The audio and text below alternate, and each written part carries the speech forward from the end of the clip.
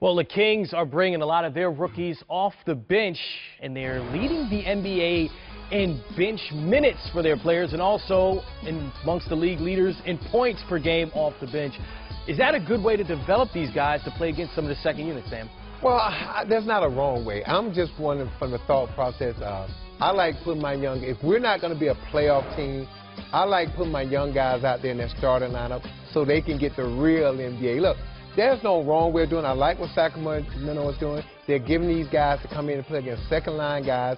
They're leading the league. Their bench is leading the league in scoring and minutes played. So there is no wrong way of doing it. But at some point, for these young guys to complete their development, and this is an easy way to ease them into it, you got to put them out there to start a game because there's a huge difference between coming off the bench and starting. It's a different mentality, and it's a different way that you prepare yourself for the start of a game when you're starting and coming off the bench.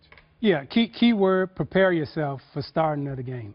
Because when you prepare yourself, that means, you know, you got to be ready to get the game started. From the get-go. You got to have your sweat going. And when I think of sweat going, the only guy I think about is Patrick Ewing. That's it. Right? Remember Patrick used to warm up, and in the warm-up line, this guy would be dripping in sweat, and you'd be like, man, I better run a little harder on the other end because Patrick came to play. And when you're talking about preparing to get ready for the start of the game, that's the mentality that you got to have. You got to have a Ewing mentality in terms of starting the game where I'm going to be dripping in sweat in the layup line, not stretching on the bench getting ready.